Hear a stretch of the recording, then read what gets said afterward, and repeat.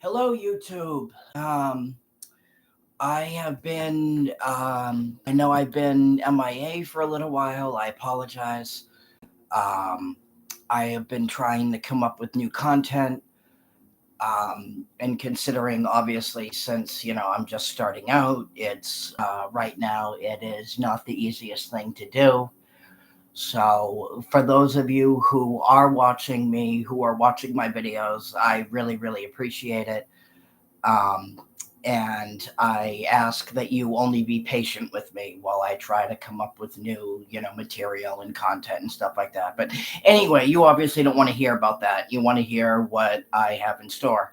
So today I will be talking about some of the best horror movies I think that have been released in over the past couple to few years. So let's get started.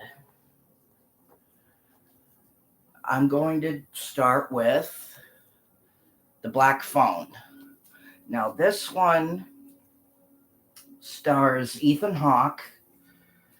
Um, it stars Ethan Hawke and a it stars Ethan Hawke as someone called the Grabber. Um, and this first of all, this is from Blumhouse Productions. Um, it is directed by Scott Derrickson also written by Scott Derrickson and C. Robert Cargill, um, who you may be already be familiar with. They did Doctor Strange. They did Sinister. Um, so they have usually the stuff that they end up doing together usually ends up being phenomenal. Um, but anyway, The Black Phone is it is based on a short story. It is based on a short story written by Joe Hill, who, if you're not familiar with him, he is actually Stephen King's son. Um, it is written. It is based on a short story written by Joe Hill called uh, which was originally published as 20th Century Ghosts. And The Black Phone is basic the like the general premise is basically this. So you have a kid and his sister who who are both raised, or who are both they both live with their abusive father. And he and the kid is um things start happening when Ethan Hawke shows up, the Grabber. He basically kids start to go missing. Um, so there are these missing kids. Um, Nobody really knows what happened to them, and kids start getting taken one by one. Um, Kids start disappearing, and then one day. Um, the Grabber takes what is his name?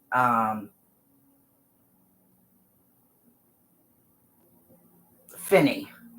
Um, Finney Shaw, a clever but shy kid. Um, he's not very popular. He gets bullied. Um, he gets bullied. He gets bullied all the time. The movie is very much about. I mean, yes, it is a horror movie, but it is very much about standing up for yourself and um, doing. It is basically about standing up for yourself. It is about um, knowing, like how to take care of yourself in certain situations. Um, Finney obviously gets captured by the Grabber. Um, and he basically needs to he has him in like this little room, and he basically, the premise of the movie is basically him trying to figure out, like how, like how am I going to get out of this? Like how am I going to if he, ultimately in the end he realizes, if I'm going to get out of the, if I ever want to get out of this, I'm going to need to I'm going to need to learn how to stand up for myself, and how to basically, like how to take care of myself. And then he starts getting, but while he's trying to find his way out, he there's this phone in the in sort of like the room that he's in. There's this old like broken phone, and it doesn't work anymore. But but the victims of the grabber, some of them are his friends. Yeah, some of them are Finney's friends, and they're basically, they call him over this phone, and they start giving him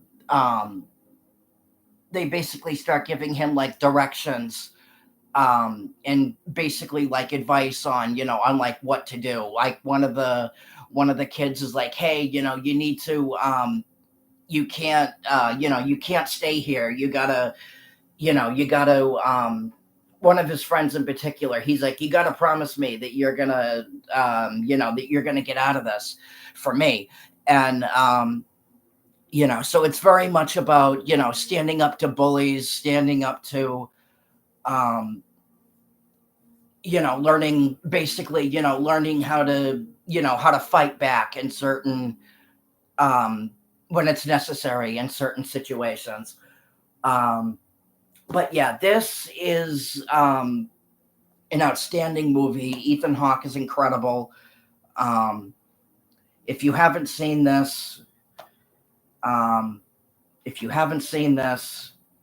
very, very, very highly recommend. It's definitely, and I know Blumhouse has put out a lot of crappy movies over the years, but if you haven't seen this, I'm telling you, watch it.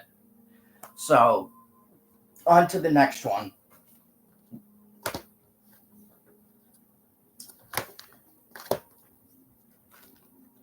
Evil Dead Rise.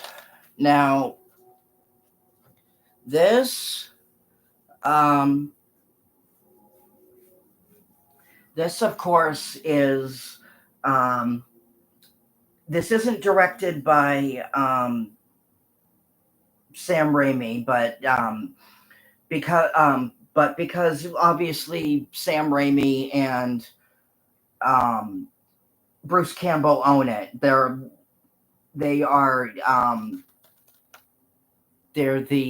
two of the executive producers for the movie.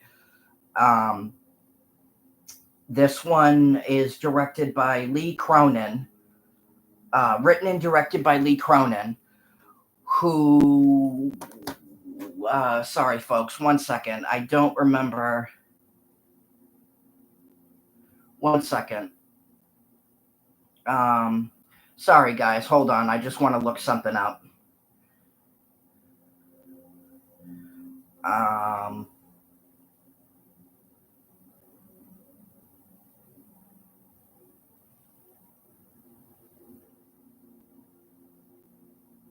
Okay, yep.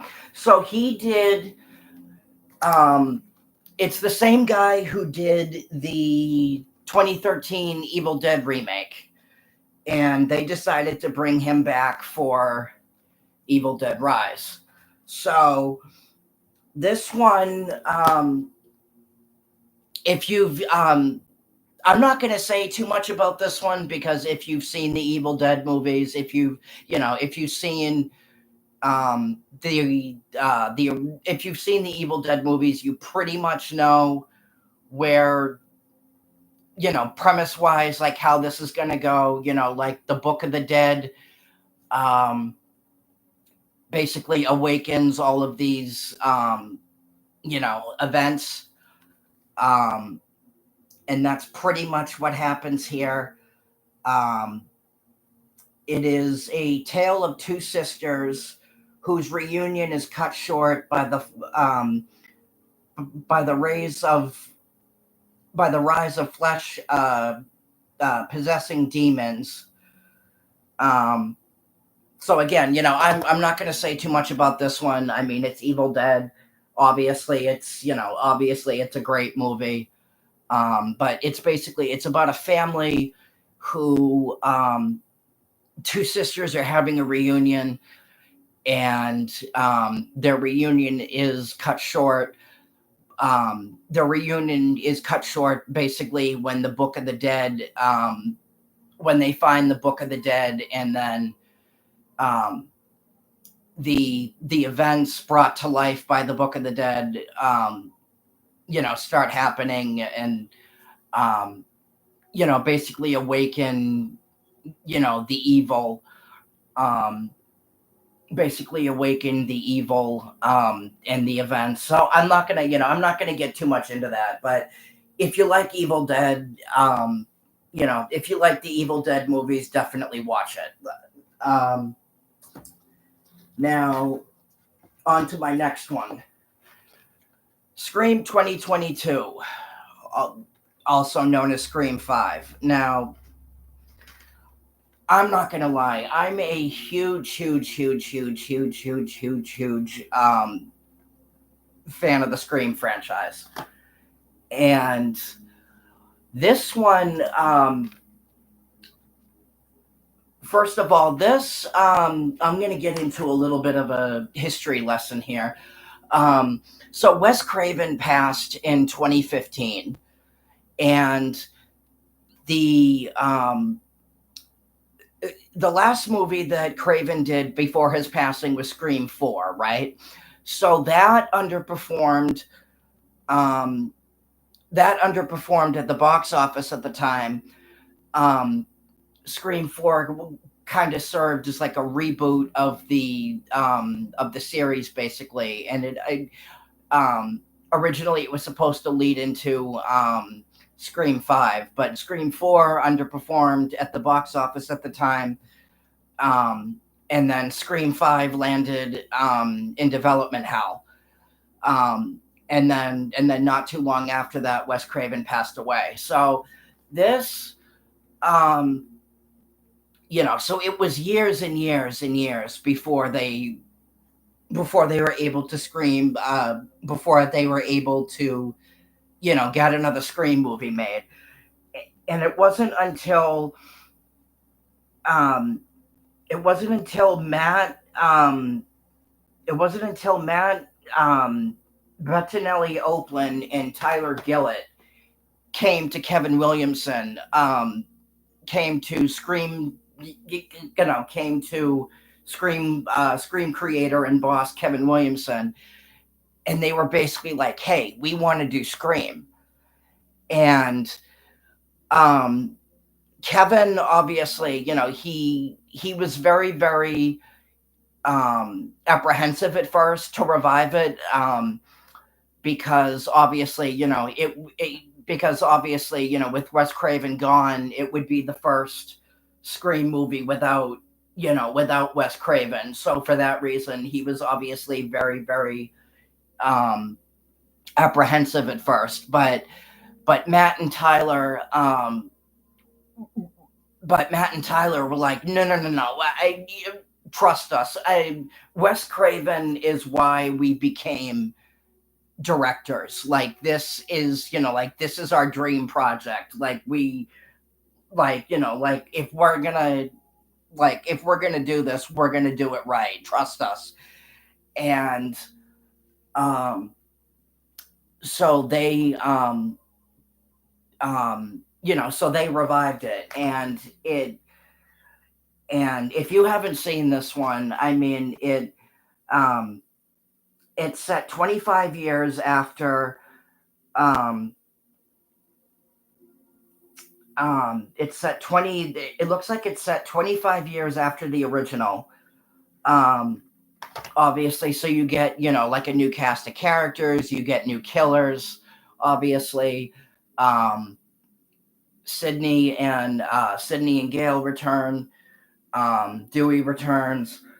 Um, so you get, and it's just it's so phenomenal. It very very much feels like, in many ways, it very very much feels like the original. Um, in ways that you would never expect, and in ways that you would just never expect. Like, it truly truly honors um Wes Craven's work with the franchise, and if you haven't seen this, it's a total love letter to, to Scream and the franchise. And if you love the franchise as much as I do, and you haven't seen this, watch it, because you will not be disappointed. All right, moving on. Um,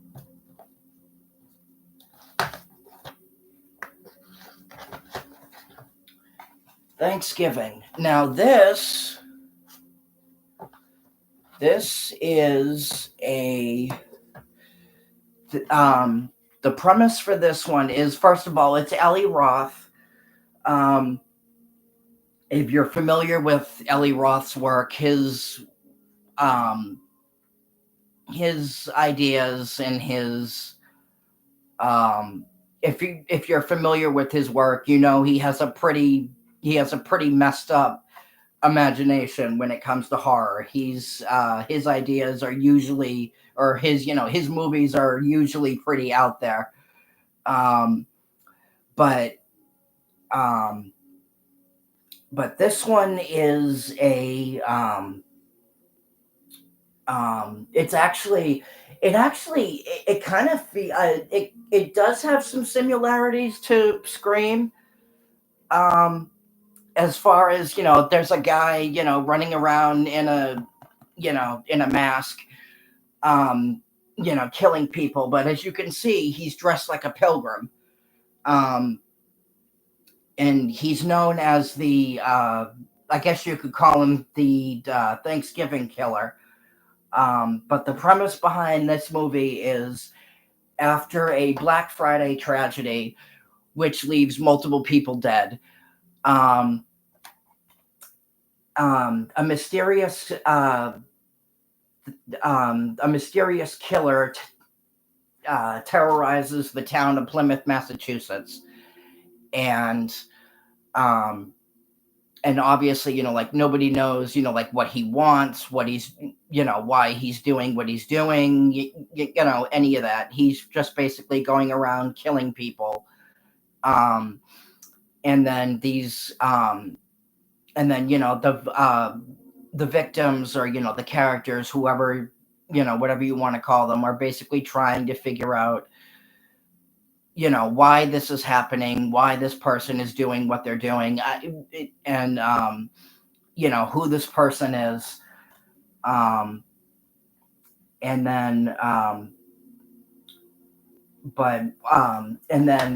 but it starts out as, it may seem, just, like, random killings at first, but as the movie goes on, um you learn that as the movie goes on, um you start to see that it's not random at all. There's actually um it's actually, all these killings are part of a larger, are part of, like, a larger scheme, and a grander plan. um but no, this movie is absolutely fantastic. It was a huge huge huge huge hit when it came out. They are doing a sequel. um so if so for all you fans out there of this movie who want a sequel, good news for you, because they're doing one. Um, but yeah, if you haven't seen this, give this one a watch, because yes, it is very, very messed up, but it is also very, very well written, very, very, first of all, very, very gory as hell. That's one of, that's another thing about Eli Roth's movies. His movies are usually very, very gory. But yeah, if you haven't seen this one, give this one a watch, because this one is fantastic. And next one, Scream 2023, also known as Scream 6. Now, this one, as I said before, I'm a huge fan of the franchise. We won't talk about Scream 3, but Scream 6 picks up where Scream 5 left off. This one, where the fifth one obviously takes place in Woodsboro, Scream 6 takes place in New York City. It takes place in New York City, and this one is actually way more violent than the fifth one. And this is actually the first Scream movie not to feature Sydney, Neve Campbell. She wasn't happy with the deal that was presented to her, pay wise. Basically, there was a dispute about her paycheck. So she chose not to come back for this one. But all the characters that were in the fifth one, that were in the fifth movie, all the survivors from the fifth movie make a return. Gale makes a return. And the interesting thing about this one is, I'm not going to give anything away if you haven't seen it, but in this one, usually there are two killers running around in a ghost face mask, right? This one has 3 killers. I'm not going to tell you who they are, but for the first time in a Scream movie, this one has 3 killers. So, and then another thing I want to bring up before I move on to the next one. Hayden Panettiere returns as Kirby from Scream 4. There was, from what I understand, that was one of Wes Craven's original ideas before he passed. He wanted to bring back Kirby was a character that he wanted to bring back, so that was carried over from the Wes Craven one that he had planned for one of his future movies.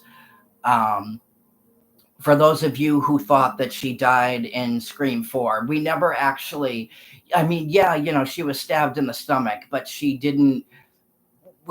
we didn't actually see her body, like they never confirmed her dead. So she makes a return in Scream 6. And with a setting like New York City, for a slasher movie, you can obviously expect, all sorts of twists and turns, and, the usual, if you've been to New York, or you live in or you live in New York, you obviously know, like how chaotic that can get. And, but yeah, if you haven't seen this one, this is one of the best ones in the series. I very, very, very, very, very, very, very, very, very highly recommend.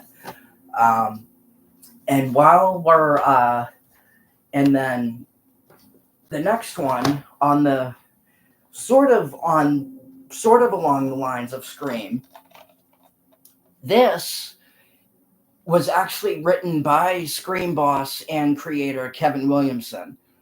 Um, Now this one, um, this this was another fantastic movie. This movie takes place right at the height, um, right at the height of the pandemic. Um, right at the height of COVID. So, so two friends are quarantining together, and um, two friends are quarantining together, um, and they are staying at one of the main characters' houses, and then things, with a horror movie, that like weird things are gonna happen. So weird things start happening, and they start to question, and as these weird events are taking place, they start to question, are they the only ones in the house? So are they truly alone? Um, but yeah, no, if you haven't seen this one, this one is fantastic. I won't give the ending away, but there's a huge, huge, huge, huge twist at the end of that, at the end of Sick. So if you, if you like horror movies, watch it. Obviously, if you like Scream, watch it. Again, it's again Scream boss and creator Kevin Williamson wrote it. So if you haven't seen that one, watch it. I'm telling you, it is fantastic. And then the last one, this one, I Smile. Now this one, I got to be honest, I wasn't entirely sure how to review this one, and I'm still not. So I'm just gonna say a little bit about this one because again, I'm not entirely sure how to describe something like this, but this one is about, I guess you can call it kind of a disease. Well, not really a disease, but it's something that has been, first of all, a psychiatrist, um, a um, a a doctor um, witnesses a very traumatic event, and she witnesses a very traumatic event, and um, and it starts to, as the movie goes on, it starts to affect her, and basically her life starts spiraling out of control to the point where all these weird events are happening and she can't quite explain it. um, and um, so she has no clue, like what's going on, why it's happening, and again, like no one, like literally, like no one believes her, like she can't explain it. um, and but this one is very much about, um, dealing with trauma, dealing with, um, first of all, I saw, something I want to bring up before I forget. This is probably the creepiest friggin' movie I've ever seen in my life. I saw this in the theater, and I was like, "Whoa, this is just a whole nother level." Um, but yeah, no, this, and the Smile here is basically, it's infecting people all over, and people are mysteriously dying from this, you know, whatever you want to call this, a disease or infection or, you know, whatever. But um, it's very much dealing with trauma. It's dealing basically um, how that trauma affects, um, basically, you know, how that trauma affects people, how that, um, you know, how those horrors affect people, and um, I guess you could say like what it drives them to do, basically. Um, but yeah, but this obviously, as you can see, it's certified fresh on Rotten Tomatoes. This was a huge hit when it came out, very, very successful. The sequel is coming out in October. Um, I'm, I, I for one am very, very excited. The first one obviously was incredible. But yeah, if you haven't seen any of these, and you know, if you like horror, if you're into like horror, mystery, you know, thriller type movies, give those a watch, because those are because all those movies here are definitely well worth your time. Anyway, I will talk to you guys later, and I will see you in the next video. Peace.